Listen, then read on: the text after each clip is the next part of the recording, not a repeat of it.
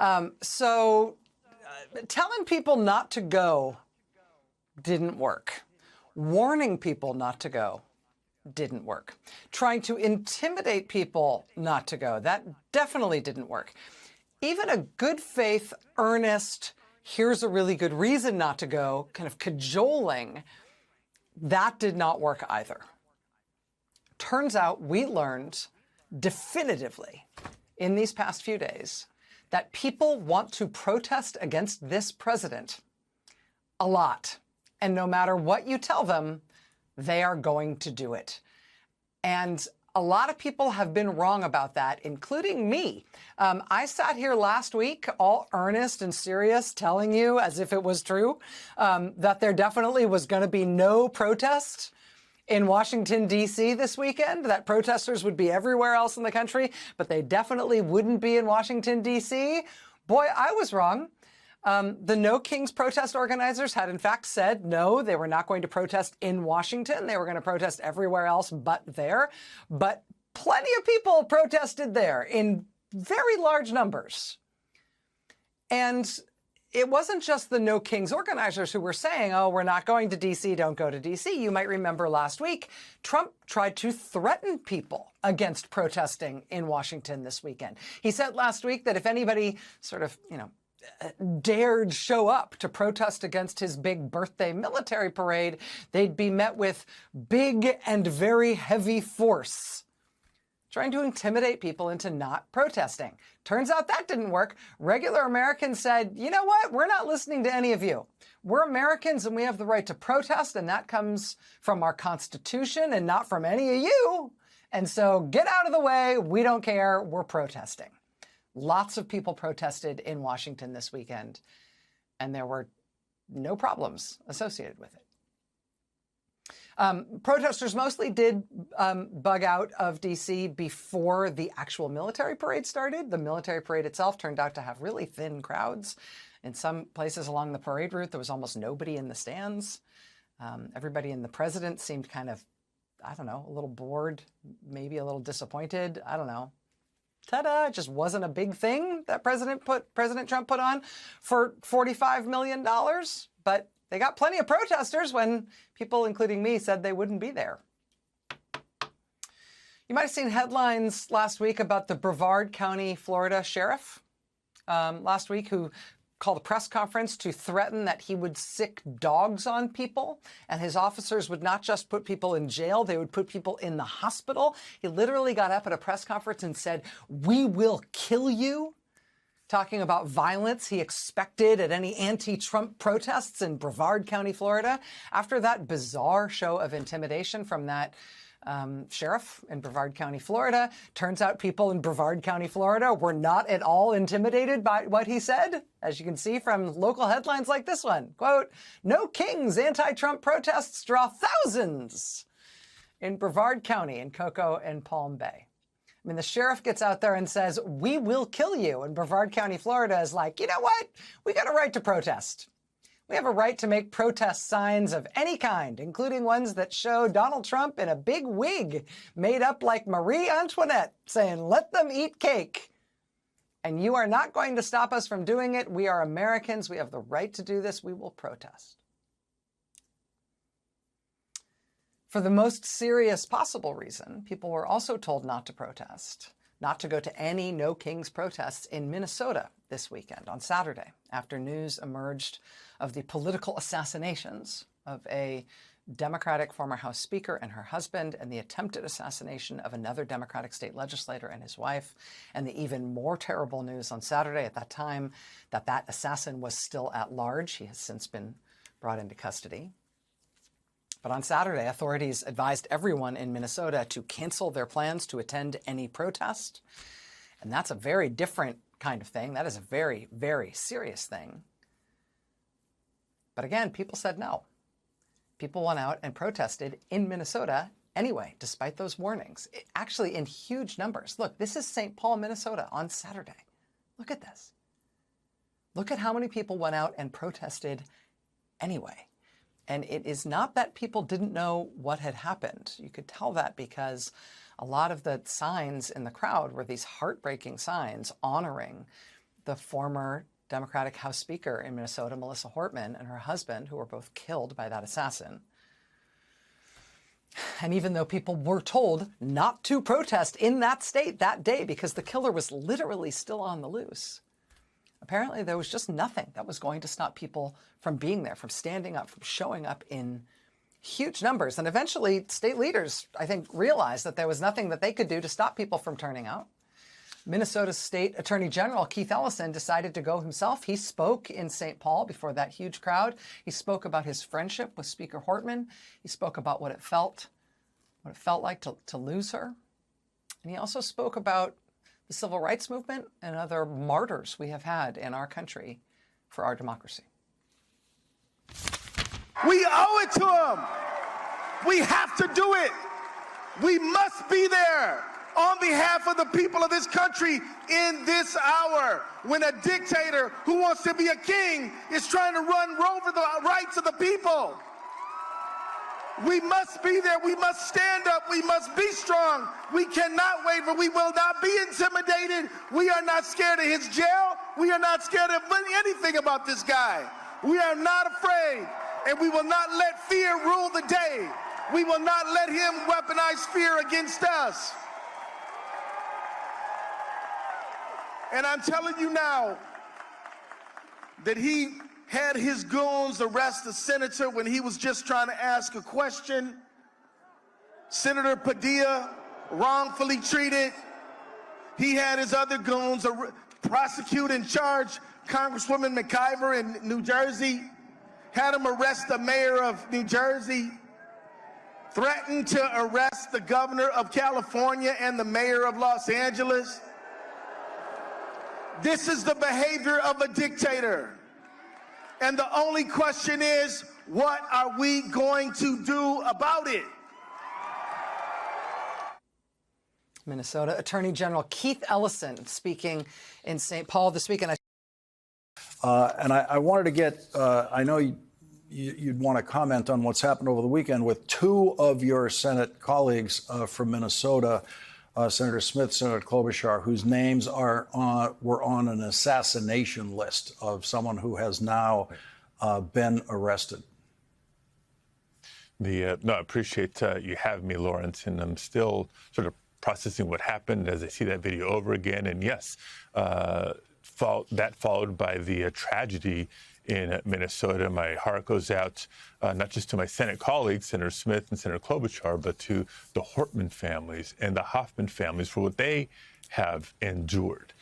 Sadly, it is a reminder of the tense and divisive political environment that we are living in. And there's a lot of reasons for it, but it cannot be ignored that President Trump has set a tone. Not just in the last week, not just in the last couple of months, but dating back to the day he came down the escalator at Trump Tower to announce his first campaign for president. He is the commander-in-chief. He is the president of the United States. And if he chose to, there's a lot that he could do to turn down the temperature, to de-escalate the tensions that are there in Los Angeles and clearly in so many communities around the country. Senator, I have to say, seeing a United States senator thrown to the floor like that and handcuffed, it is certainly, you don't have to be a former Senate staffer to be pained by the sight of that. But those of us who worked there do have, I think, extra feelings about that sight. What is it like for you? It's been a few days now. You just saw it again. I'm sorry we had to show it to you, but this is the news that we're discussing. What is it like for you to see that video and have that experience go through it again that way? Yeah, no, look, I don't mind seeing it. I'm glad there is video. Because can you imagine if that would have happened and I would have come out of that building, my word against Secretary Noem, and the propaganda machine that is the Trump administration. So thankfully there is that video, not just for me to watch, not just for better and for worse, my wife and kids to watch, but for the world to watch. Because as you mentioned earlier, and I keep repeating over and over again, if this is how the administration handles a senator with a question, you can only imagine not just what they're capable of, but what must be happening in all corners of the country where cameras are not on, when they are detaining so many nonviolent criminals, hard-working women and men, with the audacity of them maybe asking a question or trying to speak up for themselves or their rights. There's a reason that there's so much fear and terror in communities around the country, and that's sadly what the Trump administration wants. If some good comes out of this, whether it's increased awareness as to what's going on, then maybe that can be a good thing. If there's people who have been aware of the increasingly extreme and cruel actions by the Trump administration, then maybe that's a good thing. And heaven forbid, maybe the hearts and minds of some of my colleagues on the other side of the aisle can be moved enough for a change in policy or even the modernization of our immigration laws. That would be a good thing. But Lawrence, it's not just because of what happened to me that you hear the passion in my voice. It's because this is personal, as you know. My parents are immigrants to this country. My dad, for more than 40 years, worked as a short order cook. My mom cleaned houses. They worked hard and they sacrificed so much so that we could live the American dream. And so if all the Trump administration was doing was targeting violent, dangerous criminals, there would be no debate. There would be no discussion. But as data now reveals, more than 90% of those that have been detained and of those deported, more than 90% do not have criminal convictions. They're going after the very same workforce that they deemed essential at the end of the first Trump term at the outset of the pandemic. Senator, I know you, after the fact, I'm not sure exactly how this worked. You had a meeting with Kristi Noem before leaving the building. How long after that event did that happen? How was that arranged? What happened in that discussion? How long did it last? What can you tell us about that? So you provided a lot of great context earlier, Lawrence, about the security of the space we were in a federal building, where I was met at the entrance by a National Guardsman and an FBI agent.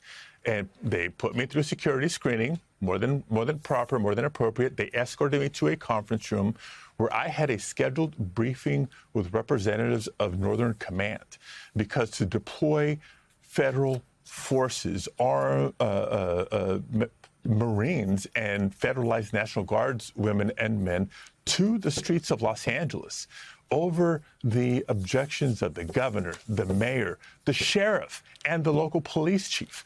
I needed to know why. What was their mission? And what kind of training did these folks have to be able to execute that mission and probably interact with civilians? That briefing was postponed because some of the folks that were going to be at that briefing were in this press conference. And so I asked to go listen in, because maybe, just maybe, I'd get information there that I haven't gotten in committee hearings, that we haven't gotten in responses to letters that we've submitted, formal inquiries of the Department of Homeland Security. Maybe, just maybe, I'd get some information.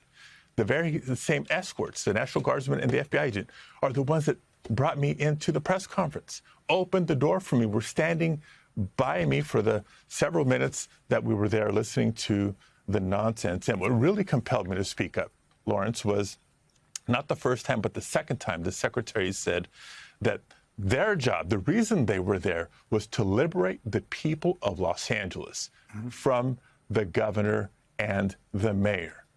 Imagine that. Is that the job of the Marine Corps?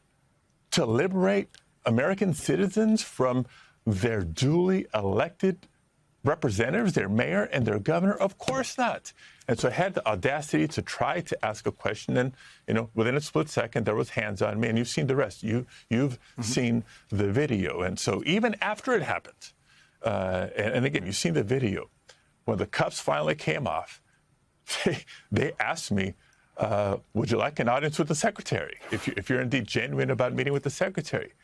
They were surprised. I said yes after the treatment I received. But that's why I was there, to get information. They even said, and the other briefing with Northern Command, are you still interested in that? Of course. Despite how I've been treated, I'm trying to do my job as a senator to provide oversight and accountability of the administration. Surprise, surprise, it wasn't a very substantive conversation with the secretary, tried as I might, and I came away with just a promise to, we'll get you the information you're asking for. And did she apologize? You think that would be a good place to start, but no apology. Not taking it personal. No even acknowledgement. But again, I'm not taking that personal. I'm just trying to do my job. Senator, I want to get your reaction to some breaking news we're getting right now from the Washington Post. This is a Trump reversal of a Trump reversal. I had reported that Donald Trump had decided to stop the raids in agricultural centers and other places where people are working. And the Washington Post is reporting tonight that officials from Immigration and Customs Enforcement, including its Homeland Security Investigations Division, told agency leaders in a call Monday that agents must continue conducting immigration raids at agricultural businesses, hotels, and restaurants. So this is a Trump reversal of a Trump reversal. Yeah, a Trump reversal of a Trump. Is it chaos? Is it incompetence? Is it a combination of both? Look, what happened at the press conference was on a Thursday. I caught wind of an announcement on Friday that Donald Trump had reversed himself and said, you know what, let's take our foot off the gas on enforcement in restaurants and hotels and agricultural fields. And I thought, well, maybe this is a baby step in the right direction. And before today's reversal of the reversal that you just mentioned, there was also his statement overnight about, no, we're going to double down on enforcement in blue cities, right? So they're saying the quiet part out loud.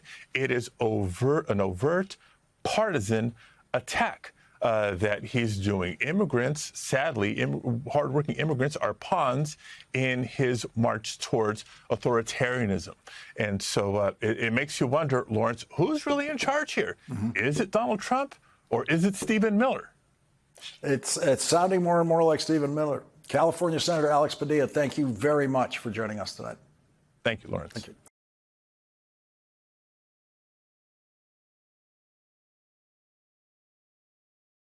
Tens of thousands of demonstrators fanned out across Southern California for the No Kings protest against Donald Trump. The LA Times described the demonstrations as peaceful, with loud music, chants, and even horns. The next day, according to the Times, it was a quiet and sunny morning in downtown Los Angeles. It's a stark contrast to the military presence the Trump administration has forced upon the city.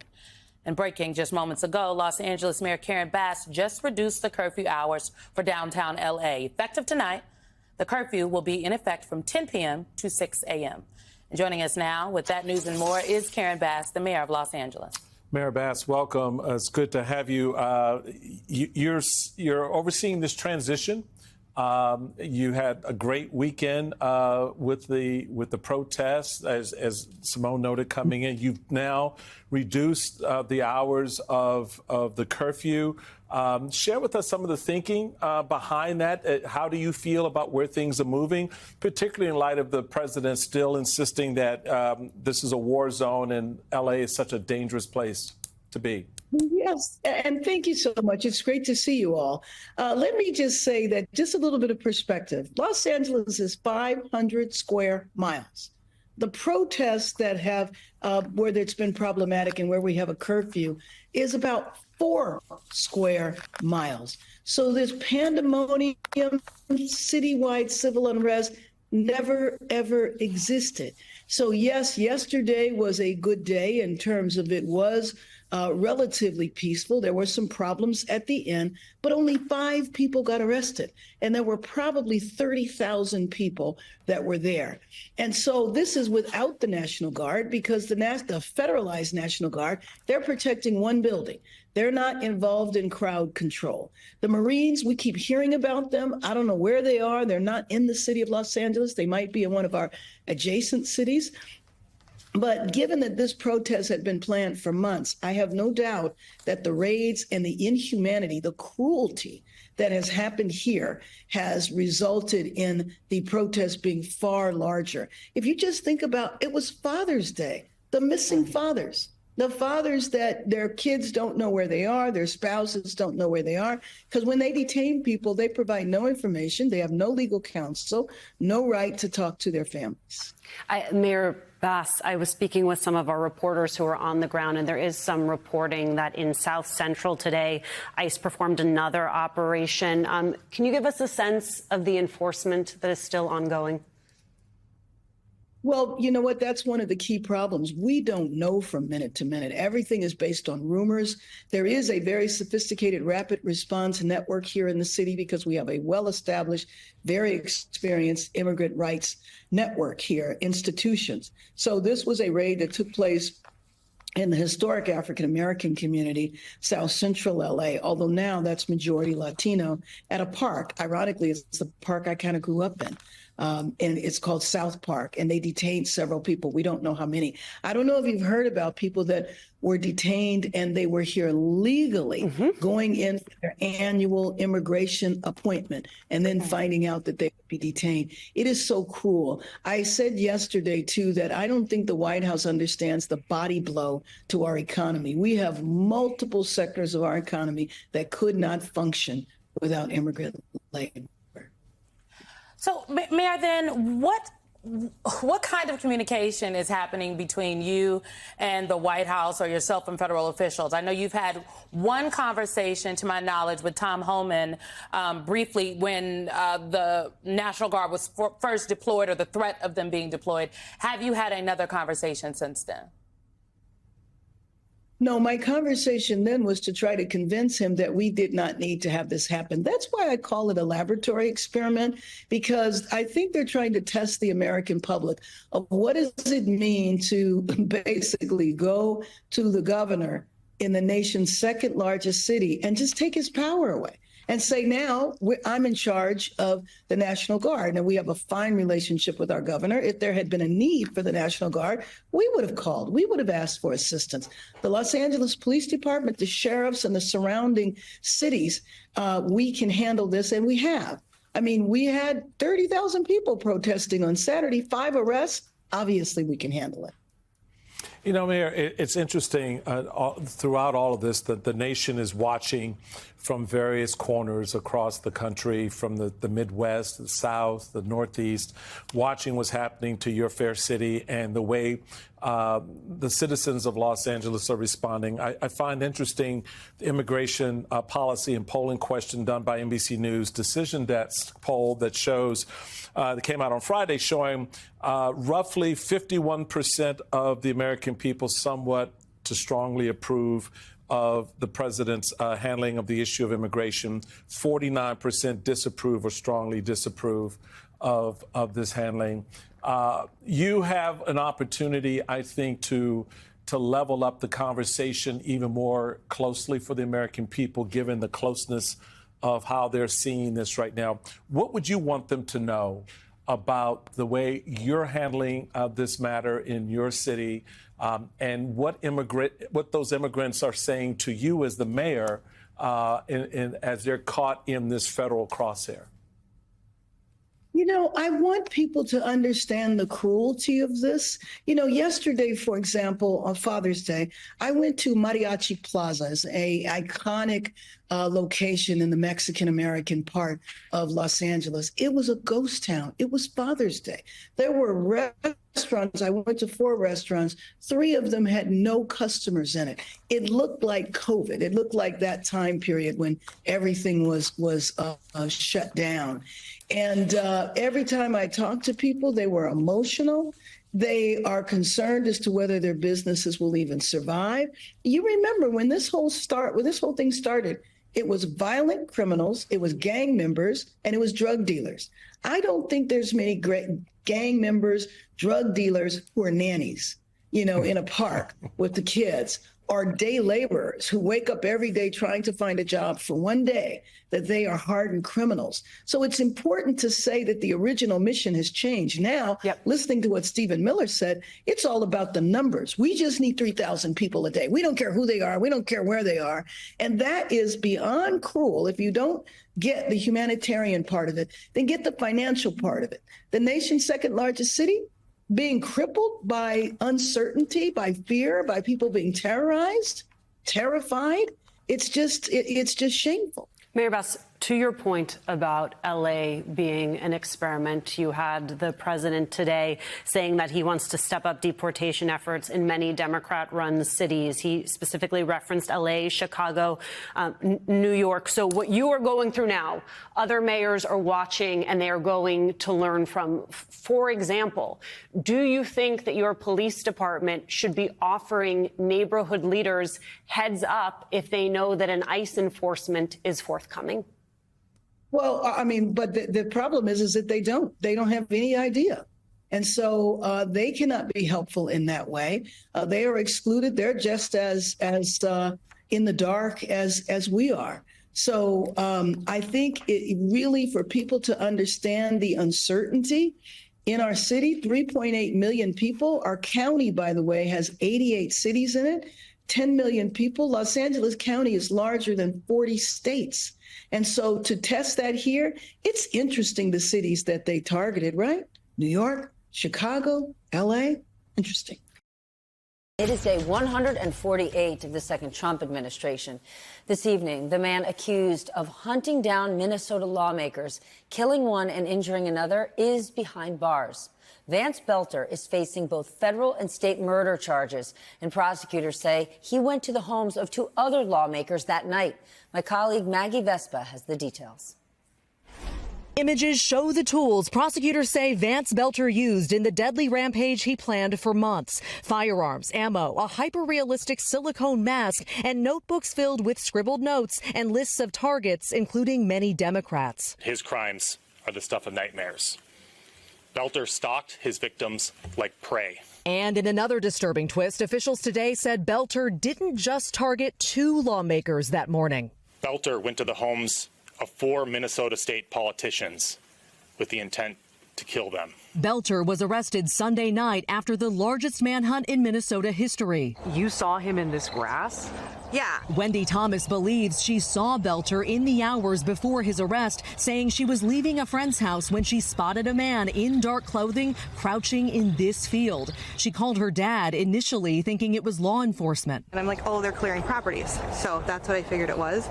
And then the more my brain registered, I'm like, Dad, there's only one person. There's no vehicle. And then I started freaking out, and Dad's like, you need to get out of there. You need to call somebody. Thomas says that's when she waved down police. So I waved my arms and I flagged him, and he's like, is everything okay? And at this point, I'm shaking. And I said, no, there's a person. I saw a person. And as I was leaving the driveway, you could see him squatting in the culvert. And I started pointing. I'm like, there he is, there he is. Just hours after the rampage in Minnesota on Saturday, huge groups of Americans hit the streets to protest Donald Trump's policies. The organizer of what was known as No King's Day protests say millions and millions of people took part across the country.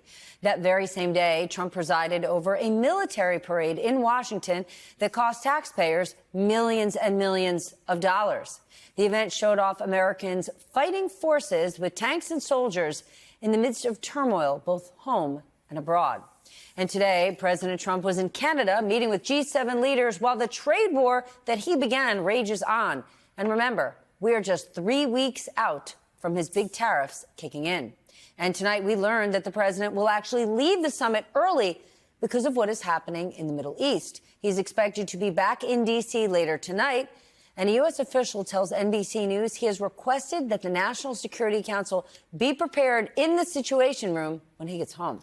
Before we get started, I want to go back for a moment to the horrific attacks on Minnesota lawmakers for a moment, because the truth matters. While the suspect was still on the run, I was with you. We were covering the breaking news on Saturday. We had very limited information. Yet despite that, Republican Senator Mike Lee of Utah made several public posts about him, suggesting he was a Marxist, saying, quote, this is what happened when Marxists don't get their way. Mind you, there was absolutely no evidence to connect the suspect to the far left or any other kind of Marxist beliefs. In fact, once we knew more information about the suspect, friends of his say he went to campaign rallies for Donald Trump. Police discovered a list of his other targets, which included Democrats who support abortion rights. But Senator Lee did not wait for the actual facts to emerge. He put his posts out there, and those posts got millions and millions of views. So please remember, the truth matters, but only if you hear it. So let's get started covering the truth. I want to bring in our leadoff panel. Luke Broadwater is here, Pulitzer Prize-winning White House correspondent for The New York Times. Susan Glasser joins us, staff writer for The New Yorker, and David Drucker, senior writer at The Dispatch. Luke, let's please start with President Trump leaving the G7 early. I know in the past he does not like to be at the G7, G20. He doesn't like to be somewhere where it's equal footing, world leaders. But this is potentially different. He's saying cryptically it has something to do with what's going on in the Middle East. And specifically, he wants the National Security Council ready in the Situation Room when he gets home. What can you tell us? Right. Well, you're right that many times sitting at the G7 all day in hours and hours of meetings is not probably the most exciting place for Donald Trump. You know, he'd probably find it quite boring after a while and want to get out of there.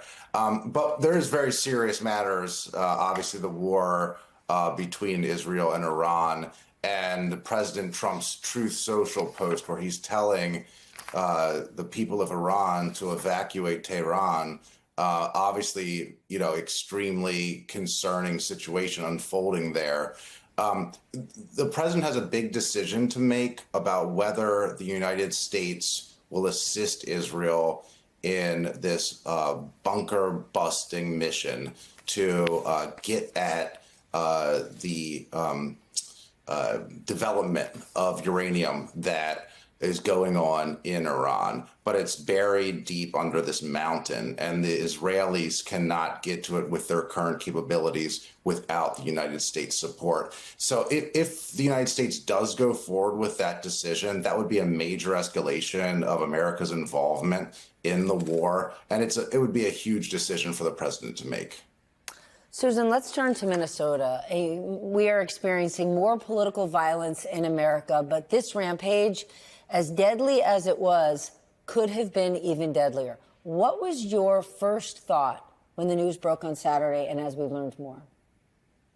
Well, you know, Steph, your introduction is very powerful and reminding us that there is a lot of misinformation and disinformation, and that's made this plague of political violence all the more toxic, it seems to me, because it reinforces not only preconceptions, but it reinforces the idea that nobody really is particularly safe at this moment in time. Of course, we've seen violence directed against Democrats, against Republicans, but we live in an age of conspiracy theories, and I'm really struck by the ripple effects of this horrible crime, you know, when the whole country and certainly the whole state of Minnesota is mourning the losses that it suffered. Here you have back in Washington, basically senators turning upon each other because the bonds of trust have been broken, I would say, by our politics right now. So you have, as you pointed out, a Republican senator tweeting conspiracy theories about the case before very few details are already known. You have actually Minnesota Senator Tina Smith confronting him in person today in the U.S. Capitol. And to me, that just, I think it kind of sums up the horror of this moment, which is both the political violence and then how it is amplified and played over and over and over again to people who aren't open to the truth anymore and only open to narratives that are being pushed by those who agree with them. Then, David, what is the way back from here? I'm not going to say that this kind of political violence has become normalized, but this kind of political violence has become far more prominent and prevalent. How do we get back? Yeah, I'd say the virulent rhetoric certainly has become normalized, right? It's something we used to hear only occasionally, maybe 20, 30, 40 years ago, where members of both parties would say that the other side was wrong and that their policies were going to lead to bad outcomes. And now they routinely say that the other side is evil, and deliberately so, and that the reason that they're pushing evil policies is because they deliberately and purposely want to hurt you. And I don't know that there is a way back other than voters eventually getting sick enough of it that they reward politicians who don't engage in that or punish politicians who do. Or we end up with some leaders who finally decide to say, we're just not going to do it, even if I think that it's the other side that started. And I will say, Steph, and, you know, and I've been talking about this today, for the last 20 plus years, one thing, and this is not a both sides thing, but it's just to explain the psychology of this. The one thing that both sides seem to agree on when I've talked to them about the other side over the years, it's that the other side plays really dirty. And I wish my side would play as dirty as them, because maybe we'd win more elections. And maybe somebody's just got to say, I might think the other side plays really dirty and really mean, and I'm just not going to do it. And let's see what the outcome is then. There's a two-letter word that Donald Trump hates more than any other, the word no. Since the earliest days of his second administration, the courts have said no. His first legal defeat actually came on January 23rd, just 3 days after his inauguration, when a judge blocked his order ending birthright citizenship for those born to undocumented immigrants. Since then, there have been at least 187 rulings that have, at least temporarily, paused Donald Trump's policies and orders. Countless lawmakers have stood up and said no. Cory Booker spent 25 hours and 5 minutes saying no, laying out his opposition to nearly every facet of Trump 2.0 in what was the longest speech ever delivered on the floor of the U.S. Senate. Even the world's richest man and Donald Trump's biggest political benefactor, Elon Musk, found his way to no. His red line, his breaking point, was Donald Trump's so-called big, beautiful bill. And now the American people in historic numbers have spoken up and said no in a day of nationwide protests that broke all records. Organizers say more than 5 million people turned out for the No Kings protest on Saturday. That was also the day of Donald Trump's birthday. According to one data analyst, it may have been the single biggest day of demonstrations in our country's history. 50,000 people showed up in New York City. 70,000 people marched in Seattle, Washington. In Los Angeles, where protests have been taking place all week against Donald Trump's immigration policies, as well as his deployment of the National Guard against the wishes of that state's governor and Los Angeles city mayor, more than 200,000 people protested. This was the scene in Philadelphia, where 80,000 people were seen marching down the Ben Franklin Parkway, waving flags and chanting. Over in San Francisco, people formed a human banner that spelled out "No King" on the shores of Ocean Beach. And it wasn't just some blue state or blue city phenomenon. In deep red Idaho, thousands of people showed up in front of the Idaho Capitol building. In Livingston, Montana, population 9,000, hundreds of people lined the streets there. Even in Minnesota, where local officials urged people to skip the protests because the gunman who shot and killed a Democratic state lawmaker and wounded another was at large. He was on the loose.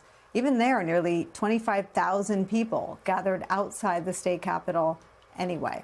One person telling the Minneapolis Star-Tribune this, quote, "These people are trying to do what they can for their communities, for the state, for the nation." The urgency of the moment, the severity of the threat Donald Trump poses to American democracy was something you heard from nearly every protest in every corner of our country. Was there a certain point in which you decided you needed to take, and what was that point? Just arresting the immigrants with no trials.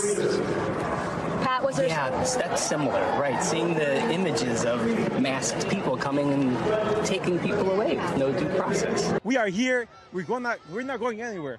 Okay, we serve this country right here. Look, I give my life to this country, but we got to do it right. Not for this jerk, not for this guy. Protesting on behalf of someone?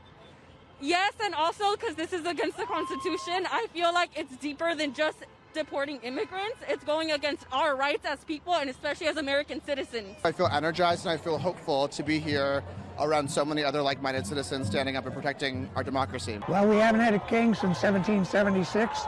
We want to keep it that way. A nationwide wave of mass protests as the American people's birthday gift to Donald Trump is where we start today. Host of the Bulwark podcast, MSNBC political analyst Tim Miller is here. Also joining us, former U.S. Senator, MSNBC political analyst Claire McCaskill's here. But first, I'm going to start with Democratic Congressman from Maryland, Jamie Raskin. He spoke at the No Kings event in Philadelphia. Let me play a little bit of that, Congressman, before we start. No, you don't get to be a monarch or a dictator in America, and you don't get to be on the payroll of monarchs and dictators from other countries. Sorry, Donald, you don't get to keep the millions of dollars you've pocketed from Saudi Arabia, from China, from the United Arab Emirates or Qatar. You've got to return all the money your golf courses and country clubs have gotten from the Secret Service, the Department of Defense and Commerce and so on. Our government is not your personal ATM machine. Congressman, I watched some of that, and I've seen more clips online. It was a soaring speech, and the reaction was incredible. Just take me inside what it was like to give that speech, and if there was anything in the crowd's reaction that surprised you. Well, it was exhilarating, Nicole, to be in Philadelphia with, 100,000, 125,000 people marching in the street. I got to march the last couple of blocks with people when I arrived in Philadelphia, and Tim Snyder was there, and Martin Luther King III was there.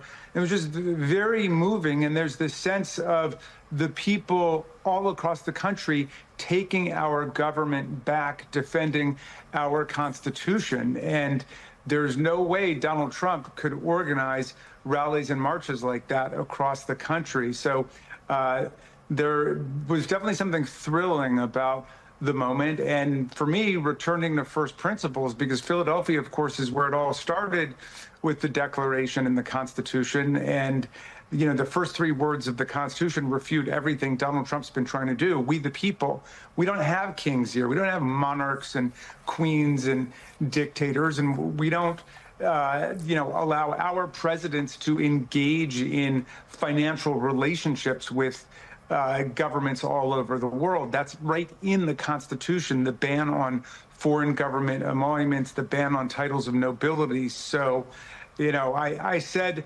none of us will ever get to be founding fathers in the 18th century, but we can be founding fighters in the 21st. I love that. I mean, I also noticed the response to what we shorthand as grift, but the corruption. I mean, I mean, for those of us who've been covering Trump for 9 years, he's been doing it the whole time, but there is something more brazen. There is something more directly transactional about the second presidency. And I wonder what your thoughts are about how much the public has taken in that for Trump, this is about enriching himself and enriching his family. I mean, there's the $400 million Bribe Force One jet from Qatar, completely brazen, totally in violation of the Constitution if you don't come to Congress first. There's also the fact that Donald Trump, who denounced crypto as just saturated with criminality, now has completely embraced it and created his own crypto meme coin, which is just this gaping open barn door for every anonymous foreign state dictator, king, prince, mafia ring, or pardon seeker to pour money directly into Donald Trump's pockets. And so, whatever kind of varnish they had from the first administration is completely off now. They're not even pretending to do anything else. I mean, their first foreign trip was back to Saudi Arabia in the Middle East, not for any, peace-seeking purposes or no foreign policy agenda. It was a bunch of business deals. It was a business trip. So look, corruption is the opposite of democracy. Democracy is the system which advances the idea that every single person matters and we all rise together. The opposite of that is a corrupt monarchical or dictatorial system where you have a tiny group in society that uses public resources and private resources just to benefit themselves. And that's what we've got now. It's a gangster state. It's a gangster state. That's amazing. I mean, the number of signs opposing the immigration tactics was, to me, heartening, because I feel like the right has done a good job sowing a false narrative that immigration is Trump's issue and that Democrats are on defense if they're even talking about it. But it turns out a lot of people were in the streets saying that absolutely no one should be deported without due process. No one should be snatched off the street by men or women with masks on who disappear them into a van. Nobody wants that. What are you guys talking about as a party about the opportunities around immigration? Well, you're right that people understand that either we have constitutional rights and protections for everybody in the country or we don't have any at all. And that's why due process are the two most beautiful words in the English language. They separate our freedoms from the arbitrary power of the state. But I think Donald Trump gave the whole game away on Thursday, where apparently after meetings with his Secretary of Agriculture and hearing from a bunch of large agribusiness executives and companies. He said, we are no longer going to be deporting people from farm states, meaning undocumented immigrants, because that's the backbone of that industry. And he said, these are good people who've been working hard, and they deserve better than just being rounded up and kicked out of the country. It was amazing to hear him say that, but obviously he'd heard from an important ingredient in his political coalition. But that unravels the entire argument for what they've been doing, for the whole destruction of our Constitution. If these are good, hardworking people who are looking for a way in to America in farm country and in the hospitality and hotel industry, as he said, why not also in the construction sector? Why not also in landscaping and restaurants and so on? But now he's pivoting to just make it a war against democratic cities. And he's not even talking about immigration so much anymore. He just wants those scenes of violent confrontation between a federalized National Guard or the Marines and people who live in cities that have Democratic mayors or states that have Democratic governors. I mean, that's much more of an agenda to create a political civil war in America. And that's exactly what the vast majority of American people don't want. So I think that we're getting to that moment of the emperor has no clothes at all, because he seems to be calling off that idea of the mass deportation. And look, I welcome that. I think we should come together and talk about a bipartisan immigration reform bill that everybody in the country can get behind at this point.